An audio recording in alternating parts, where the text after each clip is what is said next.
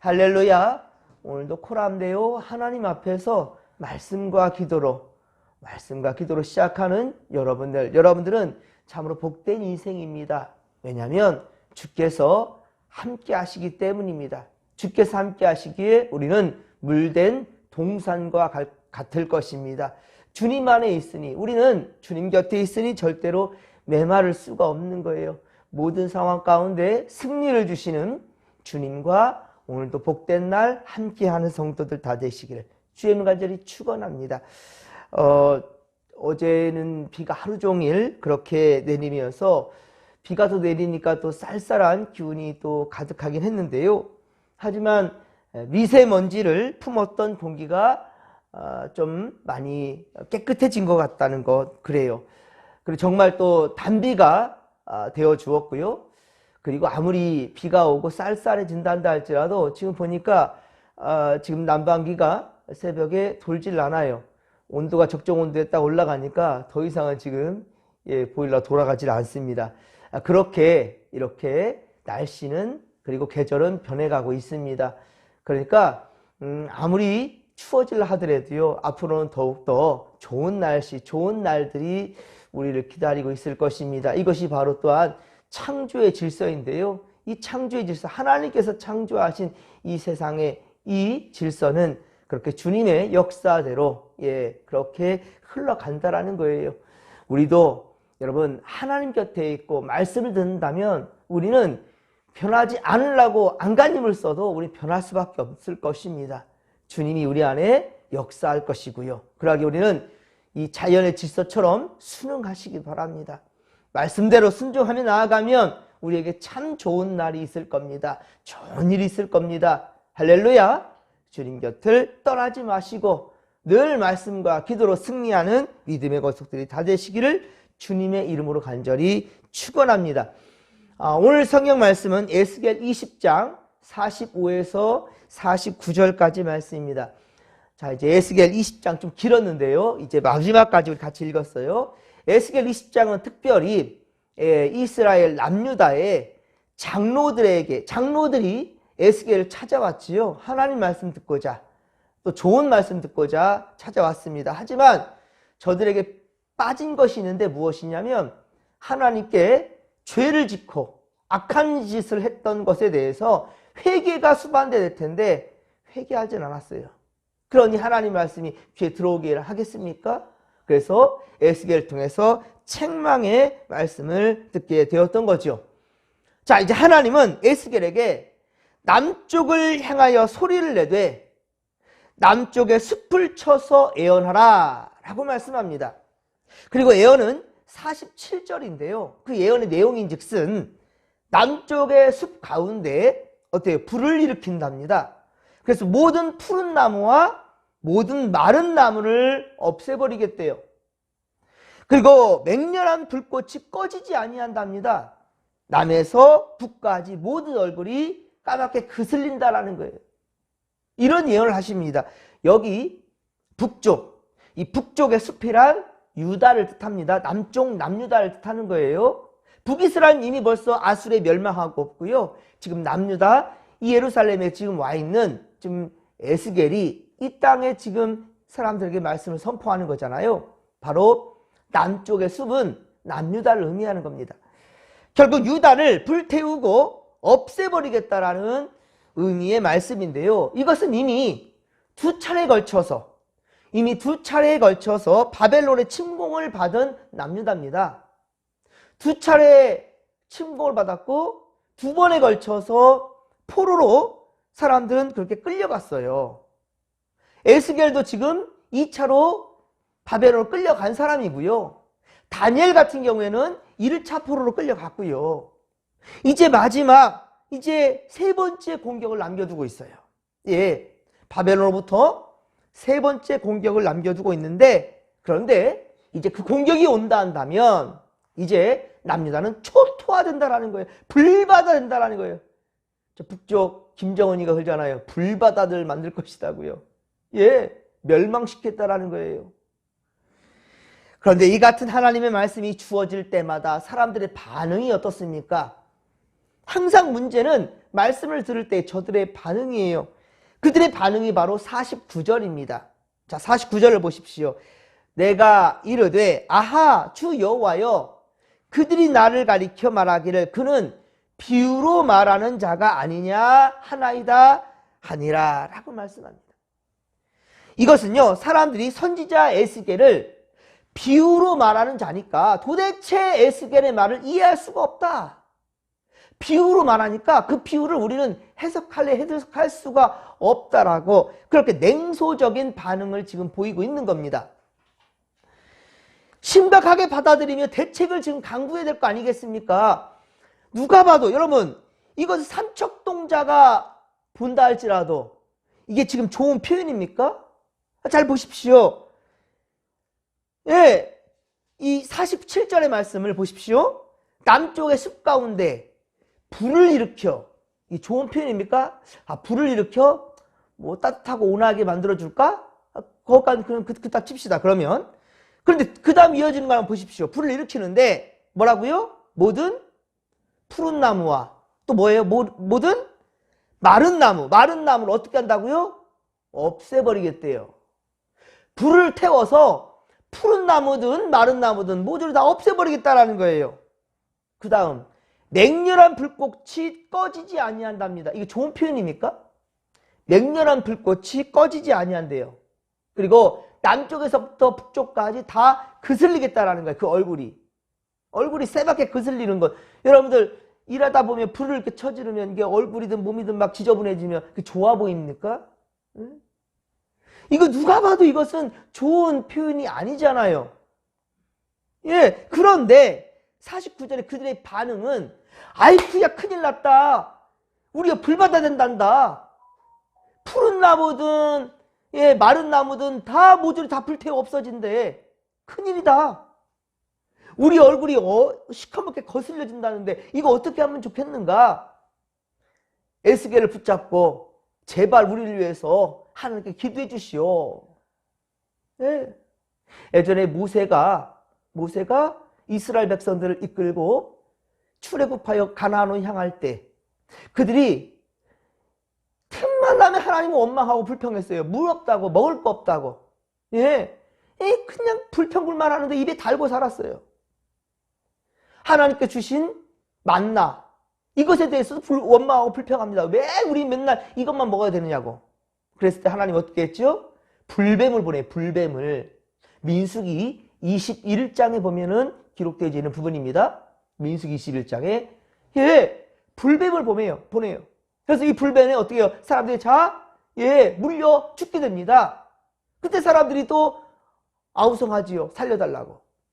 물이 없으면 물 없다고 살려달라. 먹을 거 없으면 또 채워지면은 또 그에 대해서 원망불평하고. 그랬을 때 어때요? 모세가 하나님 앞에 기도하잖아요. 그때 하나님께서 장대에 노뱀을 매달아서 이것을 보는 자마다 살리라. 사람들이 볼 때 참 저거 본다고 살겠냐? 라는 사람들 다 뱀에 물려 죽게 됩니다.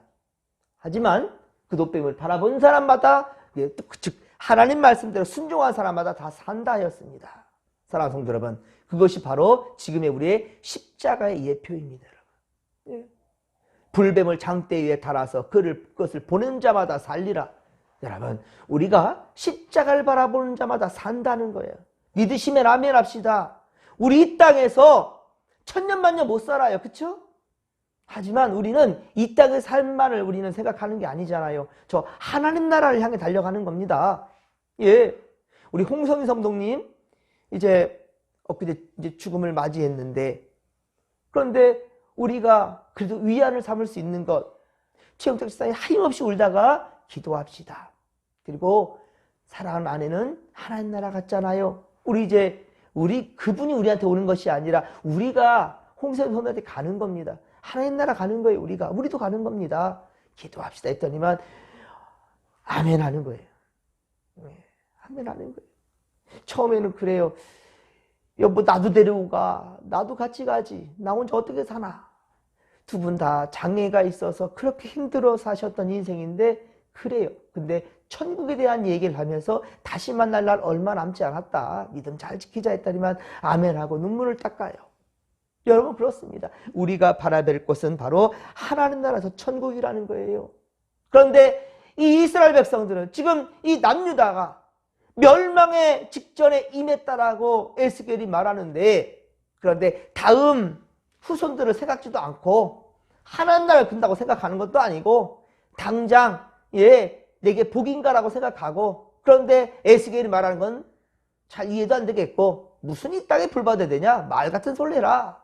당신은 비유라는 사람이지 않느냐? 그들이 나를 가리켜 49절 말하기를 그는 비유로 말하는 자가 아니냐 라고 얘기하는 거예요. 그러니까 이것은 뭐냐면 그분의 실존에 대해서는 우리는 믿지 못하겠다라는 그런 말인 거예요. 하나님 존재에 대해서 지금 무시해버리는 겁니다. 선지자의 말에 대해서 무시하는 겁니다. 그럼 좋다 칩시다. 비유로 말하는 자 아니냐 했다면 이 비유가 어떻게 됩니까? 라고 물어야지요. 비유로 말하니까 비유를 모르겠대잖아요. 그러면 자 선지자요 무슨 말입니까? 라고 물어야 될 거 아니겠습니까? 그런데 비아냥거리듯이 당신은 비유로 말하는 사람 아니냐. 우리는 도통 무슨 말인지 알아듣지도 못하겠다 라고 말하는 거죠. 지금 그렇게 말해야 될 때입니까? 삼척동자가 그 누가 봐도 그 어린아이가 보더라도 이것은 부정적인 말이잖아요. 47절의 말은요. 그렇단다면 지금이라도 듣지 않았으니 어떻게든지 회복의 때를 바라봐야 될 거 아니겠습니까? 그런데 이에 대해서 오히려 무시하듯이 비웃듯이 말하고 있고요. 그렇습니다, 여러분. 여러분, 하나님 말씀이 선포될 때 잘 이해가 되지 않는다면 여기 목사 있잖아요. 물어야지요. 무슨 뜻인지를. 그리고 말씀을 듣다 보면 느끼게 되고 깨닫게 됩니다. 여러 번 말씀을 읽게 되면 말씀이 그리 어려운 것이 아니에요. 그런데 말씀을 이해해 보려고 생각조차 안 하니까 그게 문제인 거죠.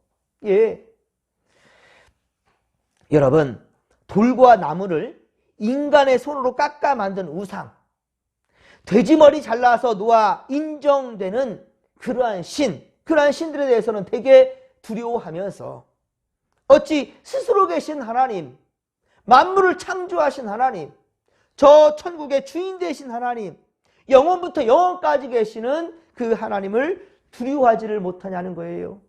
하나님을 두려워하십시오. 하나님 경외하십시오. 하나님을 알게 되면 여러분 그런데요. 우리가 하나님을 제대로 알게 되면 내가 사랑했던 것들에 대해서 내려놓게 되어 있어요. 이 내가 눈에 보여지는 것들은 얼마 가지 못한다라는 것. 여기 지금 꽃이 있잖아요. 앞에. 이 부활절 맞이하면서 예쁜 꽃을 헌물하실 분이 있는데 추울 때는요. 이게 놓았더니만 완전히 그냥 다 죽은 것처럼 막 이러고 있더라고요. 그래서 방으로 갖고 가서 제가 놓았더니만 또 활짝 피더라고요. 여러분 우리의 마음이 어디 있냐는 거예요. 우리가 아무리 여기에 공을 들이고 좋아했어요. 하다 할지라도 이게 얼마나 가겠습니까? 세상의 사람들 좋아하게 잘 지내는 거 참 좋습니다. 이웃사촌이라 하잖아요. 잘 지내십시오. 잘 좋습니다. 하지만 그 관계가 얼마나 가겠습니까? 그가 먼저 가든지 내가 먼저 가든지 이 인생은 마지막 종착역이 있다는 거예요. 그런데 그 종착역이 절대로 흑암이 되어서는 안 된다는 겁니다. 음부가 되어서는 안 된다는 겁니다. 지옥이 되어서는 안 되지요. 우리의 마지막은 하나님 나라라는 것을 분명히 안다면 그 나라의 주인 되시는 하늘 아버지를 사모하고 마음에 품고 그리고 그곳을 향해 나아가는 우리가 되지 않겠습니까? 늘 그래서 하나님이 기뻐하시는 것이 무엇인가? 여기에 포커스를 맞출 수 있는 믿음의 권속들이 다 되시기를 주님의 이름으로 간절히 축원합니다. 여러분 분명한 것은 그날이 옵니다. 우리가 지금 살아가니까 특히나 젊은이들은 이 젊음이 영원할 줄 알아요. 나만 알아요. 그러니까 내게 좀 불편한 소리 듣기 싫어하는 거예요. 지금 어떻게 보면 이 남유다의 장로들처럼. 그러니까 듣기 싫으니까 고민하지도 않고 그리고 또 이 비유를 한다면 그럼 무슨 말인지에 대해서 좀 구체적으로 들으려고 하면 좋겠잖아요. 그 자체를 무시해버리는 거죠. 선지자인 걸 분명히 알면서도. 그리고 이 땅에 지금 두 차례나 이 바벨론으로부터 공격을 받고 좀 위험한 처지에 있었던 것을 다 알면서도 불구하고 그리고 에스겔은 지금 다시금 멸망의 그때를 말하고 있는데도 불구하고 심각성을 몰라요. 그렇습니다. 한가하게 에스겔은 비유한 사람이고 그 비유를 우리는 모르겠다라고 무시하고 있는 겁니다. 우리가 복음을 전하며 천국과 지옥에 대해서 말할 때 사람도 어떻습니까? 잘 새겨 듣습니까? 여러분, 예수 믿어야 됩니다. 예수님 부활하셨습니다. 이 부활의 주님을 믿고 함께 천국 백성 돼야 됩니다라고 여러분 이번에 말할 때도 어때요? 사람들이 어때요? 경각심이 없지요? 그리고 사랑하는 가족들 중에 복음을 전하면 특히 믿음이 없는 자녀나 형제들이나 부모에게 예수 믿으라고 얘기한다면 어떻습니까? 에이 너나 잘 믿어 하든지, 그러면 그에 대해서 본인이 생각할 때 어떻습니까? 때가 되면 나오겠지. 복음을 전하며 깨우쳐야 될 성도들도 때로는 그렇게 말할 때 있지요. 아유 같이 나오셔야죠. 때가 되면 나오겠지요. 이렇게 그냥 넘겨짚어요. 그 날이 바로 내일이 된다면, 오늘이 된다면 어떠하겠습니까, 여러분?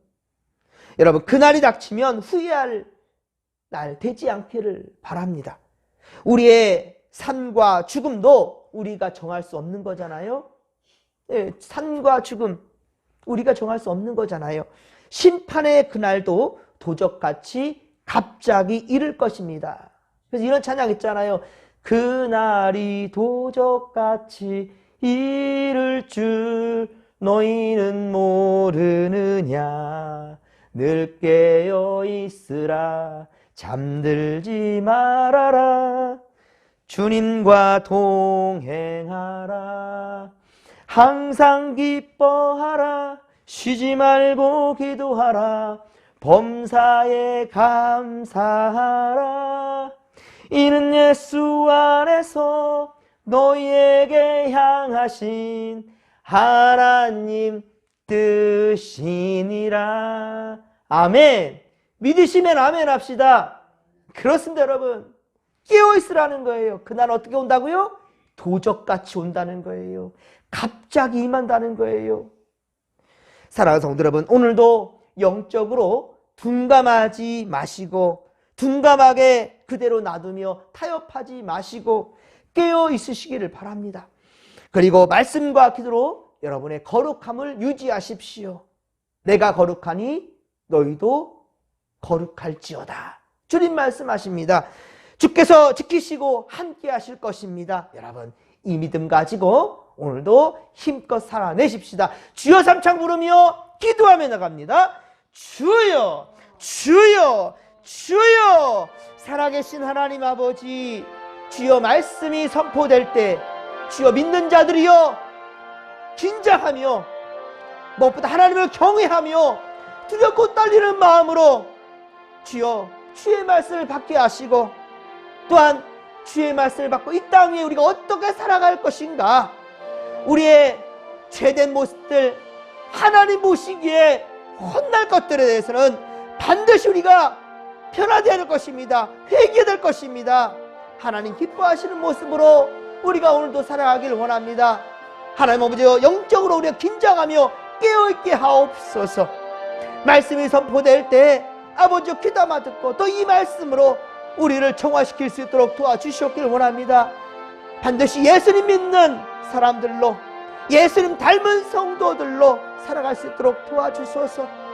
하나님 아버지여, 내게 듣기 싫은 말에 대해서 귀를 닫을 것이 아니라 아버지여 선포되는 말씀에 있어 우리의 하나님 아버지여 잘못된 부분들을 분명히 아버지여 도려내고 아버지 그래야 세상이 돕고 우리는 변화되는 인생이 될 줄로 믿습니다.